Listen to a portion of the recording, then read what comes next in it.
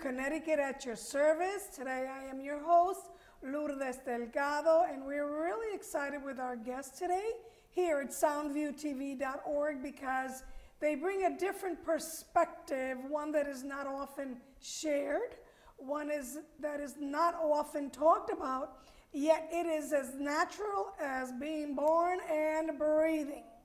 So our guests today are from Connecticut Hospice. They are Iris Reyes, she's the Inpatient Clinical Services, and Karen Enders, who is the Director of Home Care. And as you can see up on our screen today, this is a nonprofit healthcare organization dedicated to supporting our families. And this is a beautiful place, and by the way, if you've never been there, I have. I didn't tell my guests that yet, but I have gone there to visit. You can see, look at this, you're right on the water. What a view. Yes. So welcome, ladies. Thank you for having us. Thank you for having us. Welcome to Connecticut at Your Service. Let's begin by talking a little bit about yourselves. What are your roles? Let's start with each of you. What are your roles there at Connecticut Hospice? Sure. So my name is Iris Reyes, as you mentioned. I've been with Connecticut Hospice for 18 years now. I'm the Director of Inpatient Clinical Services, so I deal with patients and families more towards the end part of their diagnosis, the end stages. Okay. Yeah. Right. And my name is Karen Enders. I'm Director of our Home Care and Outpatient Clinical Services at Connecticut Hospice. I've been with Connecticut Hospice for 13 years with a little break in between. Okay. But I came back 7 years ago, and I manage the Home Care and Outpatient Clinical Services due to all the services that Connecticut Hospice has in place. So, you know what? I remember the first time I heard the word hospice. Most people don't know what hospice is. They assume it's only one thing. That's right. So it would be really helpful because we want our community to be educated. We want them to know what is hospice care, what is palliative care. So perhaps the two of you could talk about this. Sure. I'll let you go into hospice first. Sure. Yeah. So hospice, when people hear that word hospice, you are correct. It makes people very scared. And I often say that I wish I did a podcast that is, hospice is not a 4-letter word, because it's not a bad word.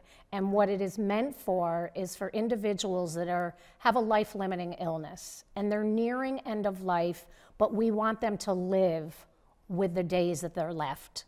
We want them to enjoy life. So hospice care provides services for individuals that are considered with a prognosis of 6 months or less.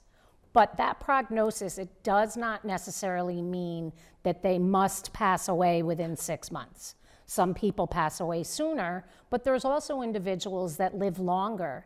And as long as they're showing a decline, they are eligible to receive hospice services through their insurances, whether it be Medicare, Medicaid, commercial insurance. So hospice is meant to provide services that an individual otherwise would not receive.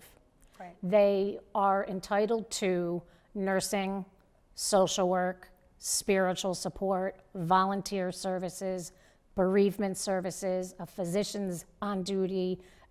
We're very fortunate because we have a pharmacy on site at our inpatient setting that is located in Branford, Connecticut.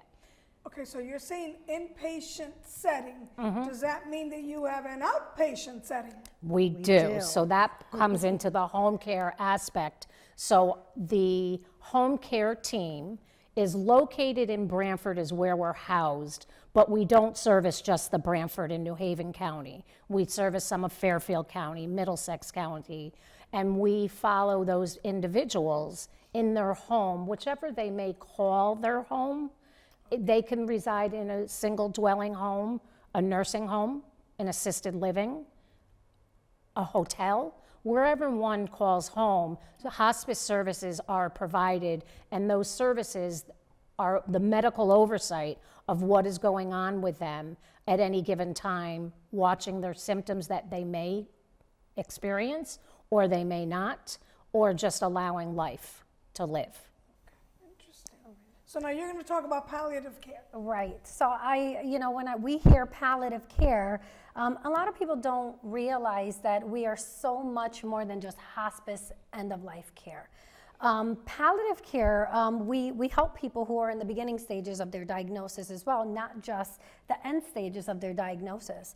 So these are people who may still be seeking treatment, curative treatment, right? Okay. When you think hospice, when most people think hospice, they think, well, I could only get help when I'm dying.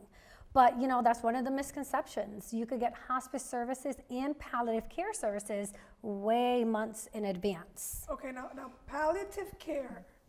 Explain to our audience, palliative care, what exactly is that?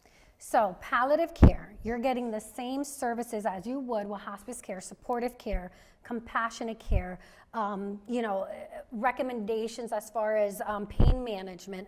But these are individuals who are not ready to stop treatments, right? So they may still be getting their chemotherapy. They may still be getting IV hydration if that's what they wanted. Dialysis, correct. And we still provide those services. Okay. What is the most common question that people ask you about what you do there? What is, for both of you, maybe, I don't know if it's different because of what your roles, is there something that comes up that people always ask, or a misconception that you say, wait a minute, let me clarify this for you? Right? Sure. Yeah, so for me, I get a lot, if I'm signing up for hospice, am I just getting the services? We treat the family and the patient as one whole. So not only are just the people who are signing up with the serious illness or condition or chronic illness getting services, but we're there to help the family through the process as well. So that's something that people are not aware of. We are talking with family. We have social services that help with the family as well because, unfortunately, someone is eventually going to pass away, right? That's the circle of life. We want to make sure that the family can move on after the person has passed, knowing that they did everything they could do, and every decision that was made, which is very hard decisions, were done with the best interest, and we're there to help guide them through that. Okay. And one of the most common things I get is, I don't know how you do it. And you're an angel on earth. But it's a gift, it's an honor, it's a privilege being able to care for someone at their end of life. There's two things, birth and death, that are so private and so intimate. And to be a part of that process is truly an honor. So the most common thing people say to me on the outside is, I don't know how you do it. Right. And it must be so sad. And shockingly, it's beyond rewarding, and it's not so sad. Are there tears? Absolutely. There's some tears, and we shed some tears, definitely with families and with patients. But that's one of the things that people just don't understand, that it's not always such a sad moment or moments. It's moments that we make, and we're able to help that individual and that family as one whole unit go through this process. So for me, one of the most common questions is, I don't know how you do this, or statements.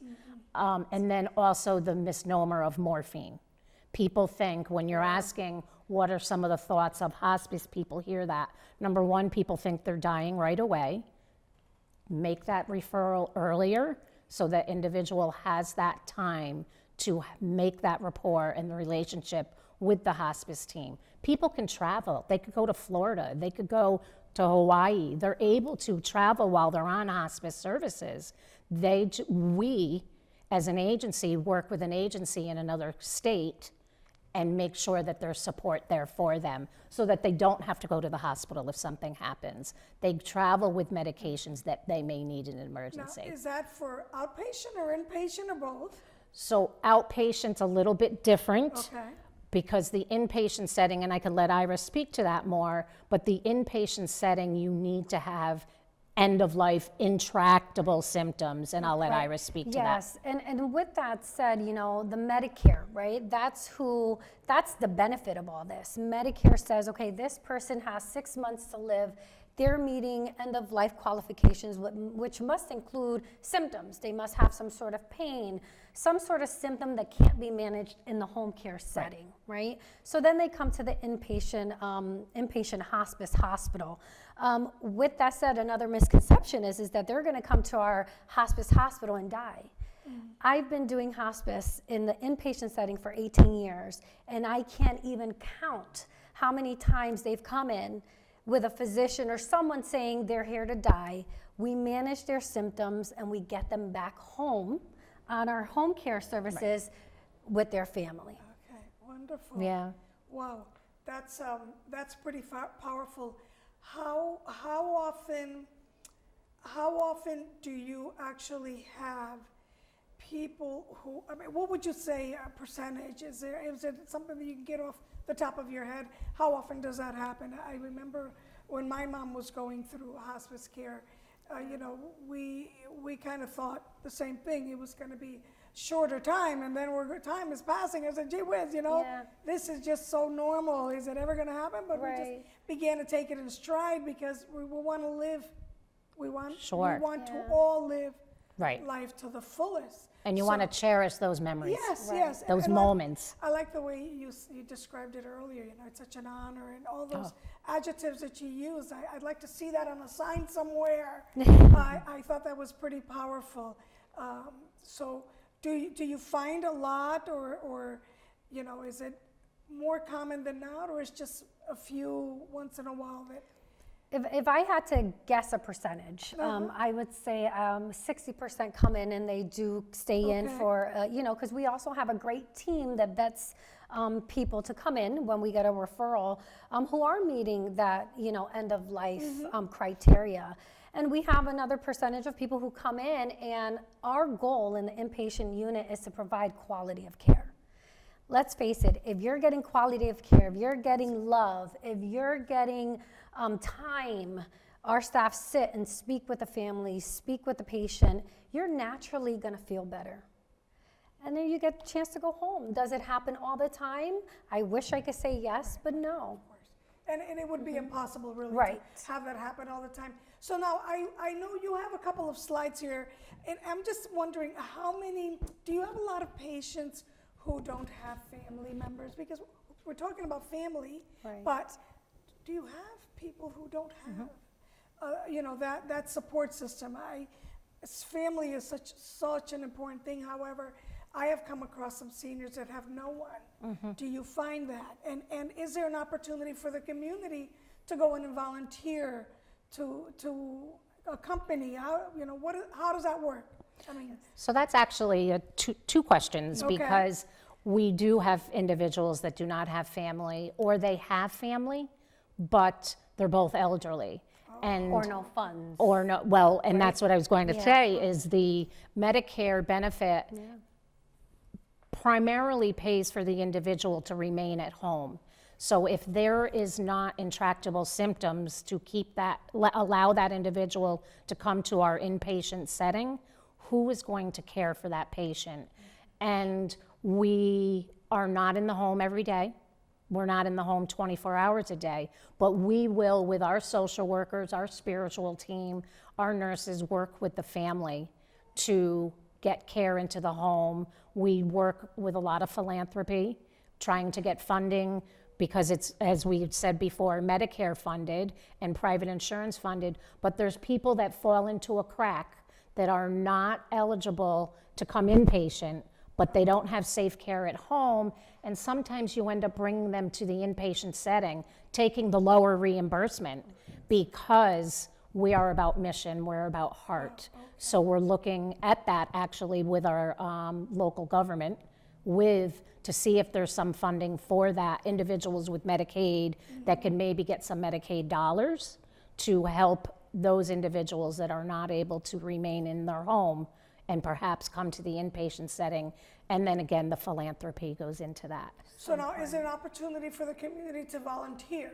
So the volunteering, absolutely. Connecticut Hospice has an extremely robust volunteer department. We have well over 200 volunteers, and there's different ways to volunteer. what you can do, patient care you could be educated for. A lot go into the home, into the inpatient setting and provide personal care, pass water, pet therapy.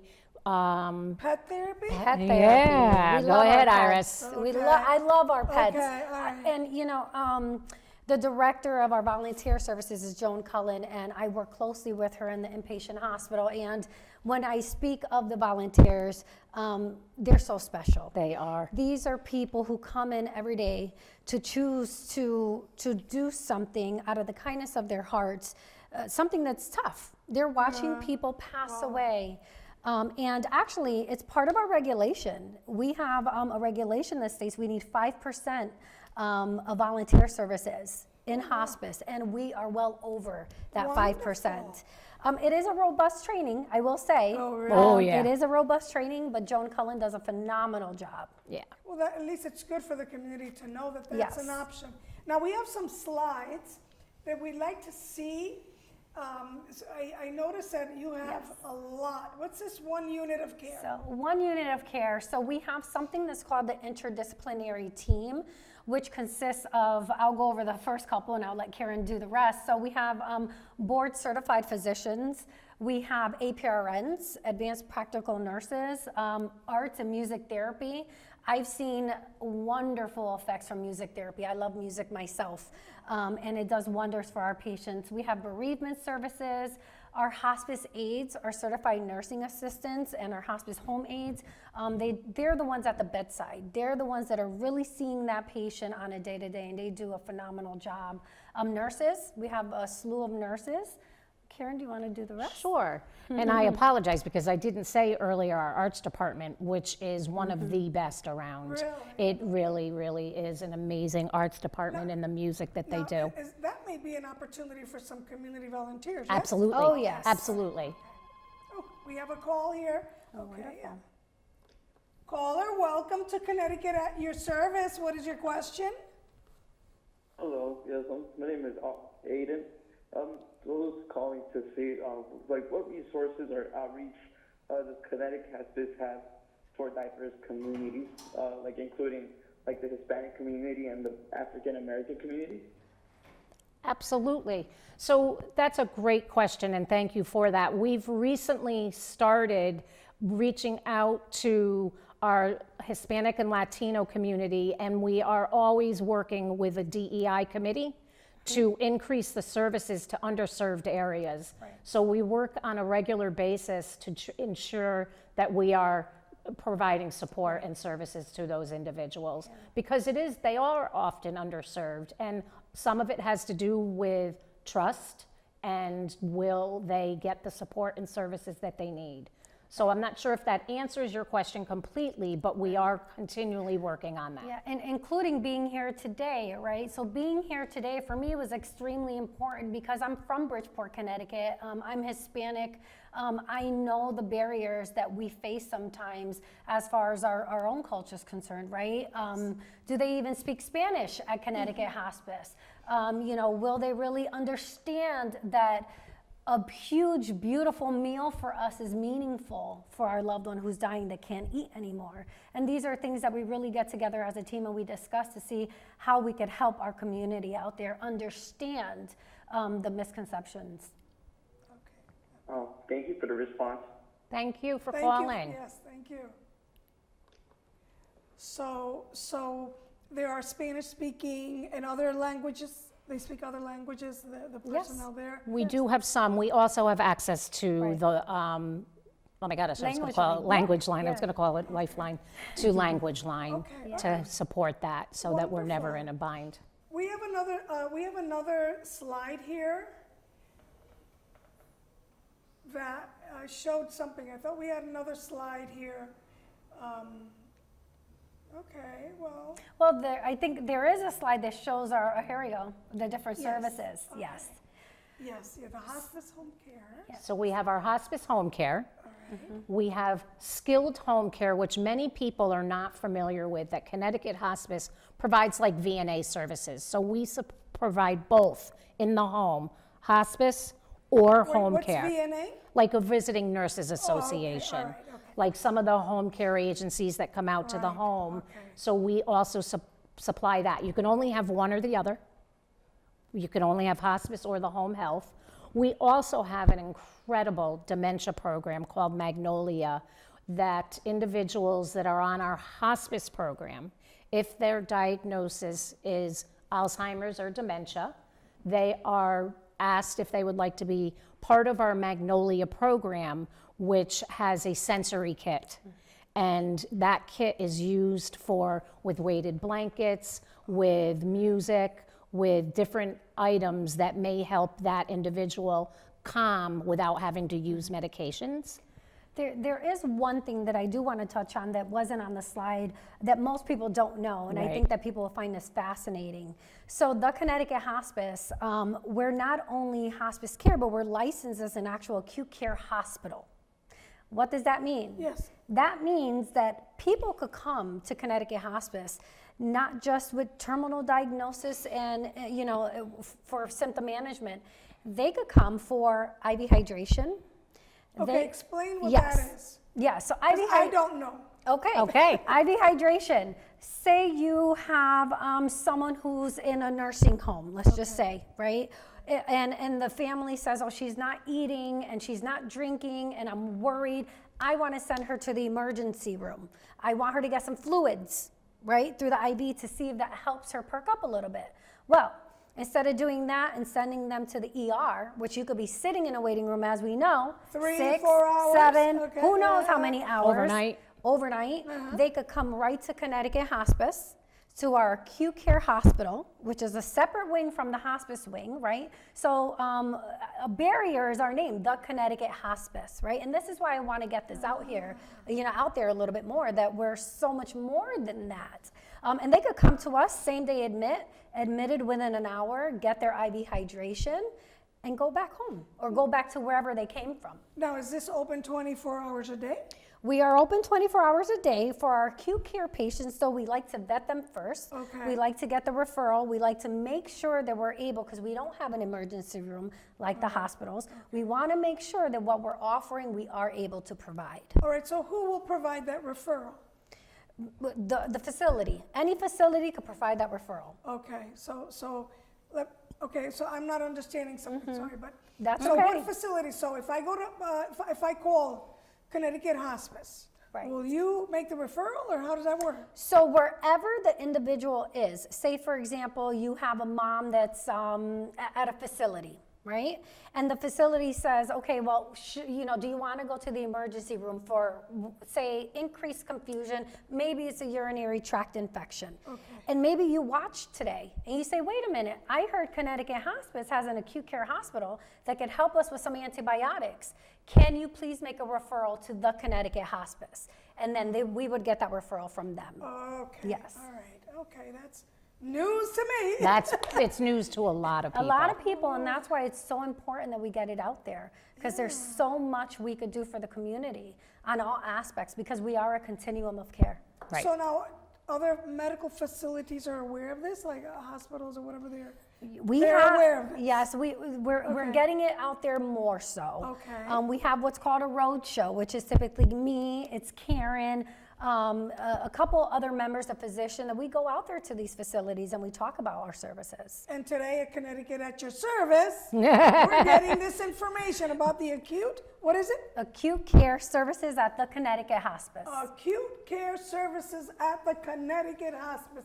Okay, wow. Yeah. So you're talking about hospice care, you're talking about palliative care, the acute services, right? What did you call it? Absolutely. There was a 3-word, what is it? Acute care services at the Connecticut At Hospice. the Connecticut Hospice, Yes. okay, so that's definitely something that we need to remember. Yes. What is the, is there like a best time, a better time for parents people to communicate with you? Like how, let's say I've been diagnosed, okay?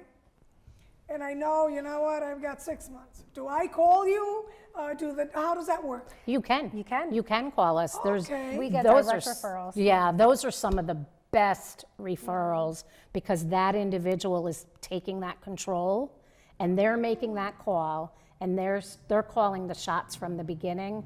Those are some of the most rewarding phone calls to get from the beginning.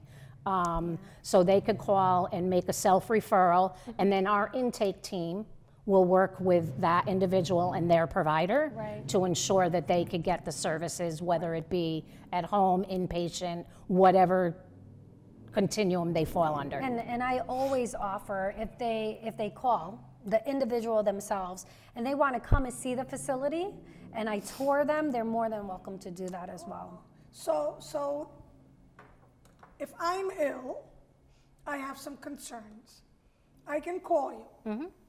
Iris, I saw you, okay? Karen, I saw you. I want a tour. I know that I'm ill, I know the situation I'm in, and I'm looking forward to planning. Because some people don't like last minute things, they want to do their research, so I want to go and I want to visit your facility.